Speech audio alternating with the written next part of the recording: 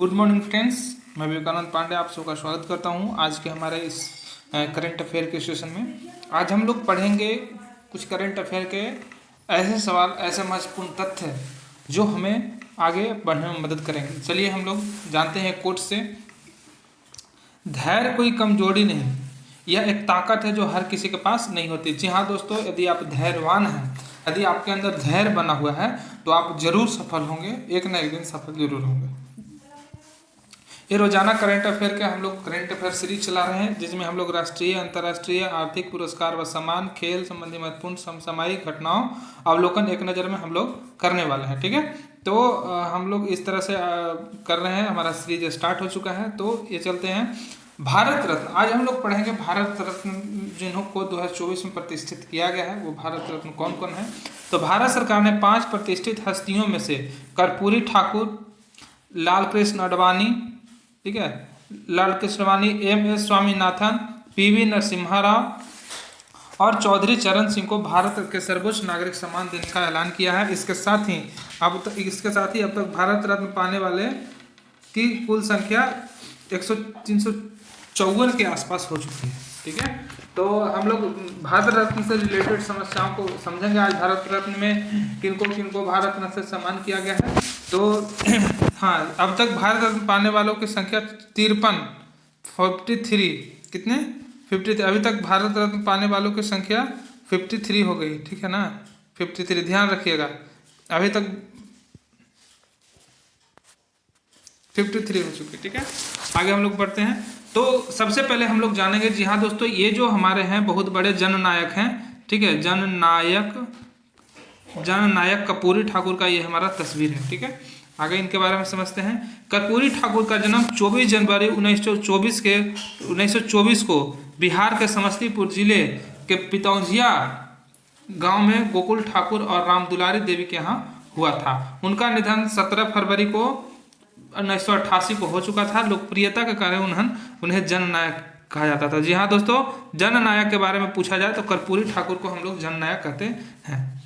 ठीक है, अगला है, उन्होंने 1952 में पहली बार सोशलिस्ट पार्टी के उम्मीदवार के रूप में ताजपुर निर्वाचन क्षेत्र से बिहार विधानसभा का चुनाव जीता था। कर्पूरी ठाकुर वर्ष 1970 से 71 में और 1977 से 79 तक 2 बार बिहार के 11वें मुख्यमंत्री रहे और वर्ष 1967 से 68 तक बिहार के उप मुख्यमंत्री भी रहे। वे बिहार के पहले गैर कांग्रेसी मुख्यमंत्री थे। बिहार के पहले गैर कांग्रेसी मुख्यमंत्री का नाम आएगा तो कर्पूरी ठाकुर होते। ठीक है, उन्होंने भारत में पहली बार अन्य पिछड़ा वर्ग OBC को आरक्षण दिया था। जी हाँ दोस्तों, ये जो हमारा OBC वाला जो मामला है, ये कर्पूरी ठाकुर को हाईलाइट करने में मदद कराया। तो इसके वजह से क्वेश्चन आने की संभावना इसकी ज़्यादा, और पूछे गए हैं भी क्वेश्चन इसके बारे में।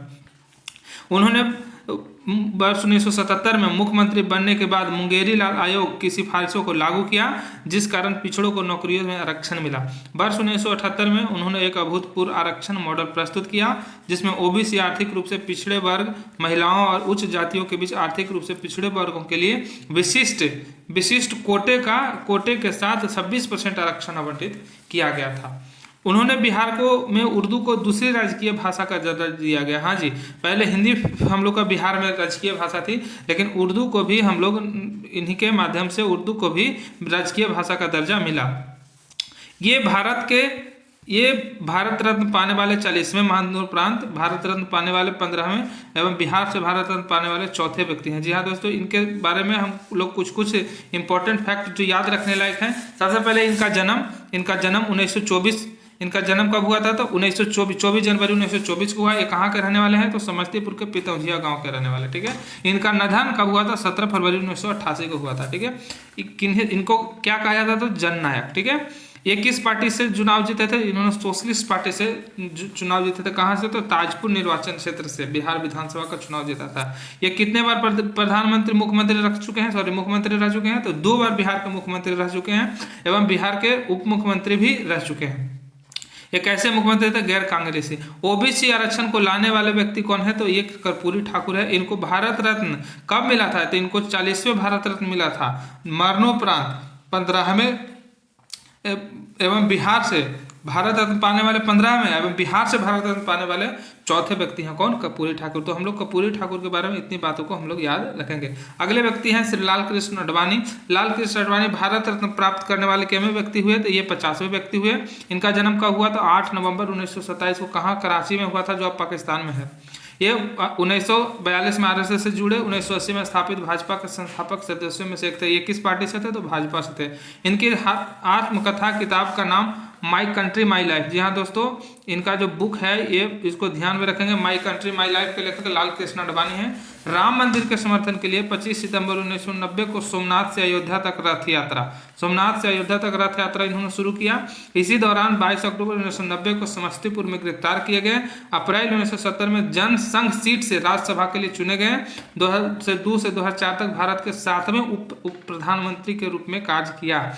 वे 1988 से 2000 तक भारत के गृह मंत्री भी रहे हैं, और वे 2009 में भाजपा के प्रधानमंत्री पद के उम्मीदवार भी रहे हैं, और 2015 में इन्हें पद्म विभूषण से सम्मानित किया गया। 2015 में इनको पद्म विभूषण से सम्मानित किया गया, और 2024 में इनको कब?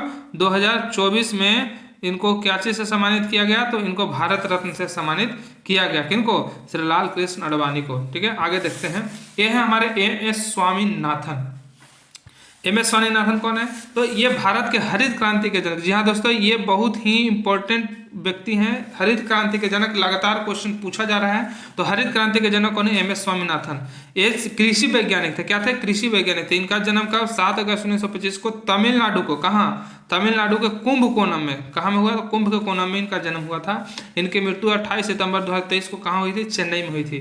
स्वामीनाथन को कई प्रतिष्ठित पुरस्कार प्राप्त है, जिसमें शांति स्वरूप भटनागर पुरस्कार, शांति स्वरूप भटनागर पुरस्कार, रेमन मैग्सेसे पुरस्कार एवं अल्बर्ट आइंस्टीन विश्व विज्ञान पुरस्कार भी शामिल है। इनके साथ इनको कब क्या मिला था? पद्मश्री, पद्म भूषण और पद्म विभूषण से भी इनको सम्मानित किया गया। इनको एम.एस. स्वामीनाथन को।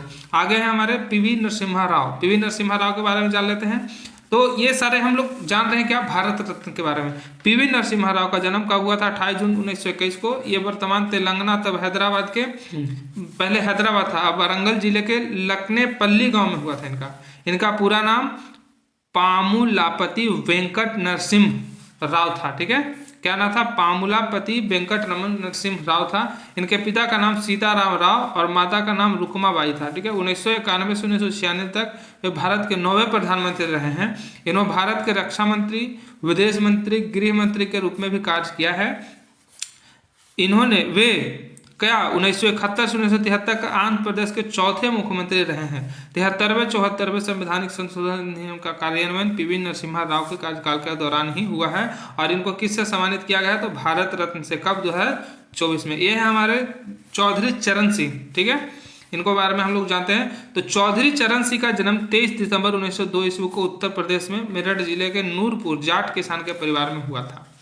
इनके जयंती पर ही 23 दिसंबर को राष्ट्रीय किसान दिवस। हम यहाँ पर 3 क्वेश्चन पूछा बन सकता है। ठीक है, 23 दिसंबर को क्या मनाया जाता है? तो राष्ट्रीय किसान दिवस। राष्ट्रीय किसान दिवस कब मनाया जाता है? 23 दिसंबर को। किनके जयंती पर? तो इसको चौधरी चरण सिंह के जयंती पर इनको 23 दिसंबर को किसान दिवस मनाया जाता है। इनकी मृत्यु कब हुई? 29 मई 1987 को। सर्वप्रथम छपरौली के से उत्तर प्रदेश विधानसभा के लिए चुने गए। 1979 से 1980 तक भारत के 5वें प्रधानमंत्री रहे। हालांकि इस दौरान वे कभी भी संसद नहीं गए। तो पूछा जा सकता है कि भारत के वैसे प्रधानमंत्री का नाम बताएं जो प्रधानमंत्री पद पर रहते हुए भी संसद नहीं गए। तो ये हमारे चौधरी चरण सिंह 1967 से 68 तक एवं दोबारा 1970 में उत्तर प्रदेश के मुख्यमंत्री रहे। इनके समाधि स्थल को किसान घाट के रूप में किनके समाधि स्थल को जाना जाता है? तो चौधरी चरण सिंह। चौधरी चरण सिंह के बारे में जानने के लिए मुख्य बातें जो है हम कौन कौन सी हैं? तो मुख्य बातें जानने के लिए है, सबसे पहली चीज, इनका जन्म 23 दिसंबर 1924 को हुआ था। कहाँ? तो उत्तर प्रदेश के मेरठ जिले के नूरपुर जाट किसान परिवार में हुआ था। राष्ट्रीय किसान दिवस किनके जयंती के अवसर पर मनाया जाता है? तो चौधरी चरण सिंह के जयंती पर के अवसर पर 23 दिसंबर को। इनका कौन से ऐसे प्रधानमंत्री रहे हैं जो संसद कभी नहीं गए हैं? तो चौधरी चरण सिंह।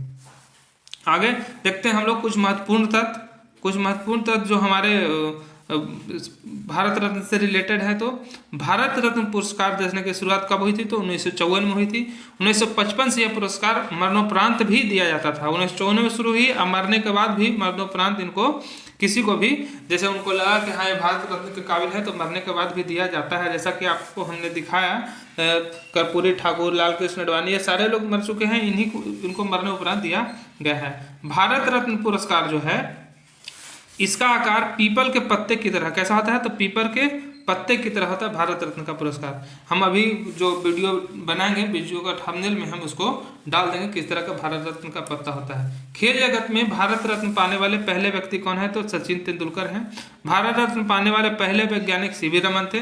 भारत रत्न से देने की सिफारिश प्रधानमंत्री द्वारा की जाती है। भारत रत्न पुरस्कार सफेद रंग के फीते में पहनाया जाता है। तो ये था आज का हमारा टॉपिक भारत रत्न से रिलेटेड। तो आप लोग का बहुत बहुत धन्यवाद। हमारे वीडियो को देखते हैं, लाइक सब्सक्राइब करते रहें और शेयर करते रहें। तब तक मिलेंगे हम लोग नेक्स्ट वीडियो में। Thank you very much.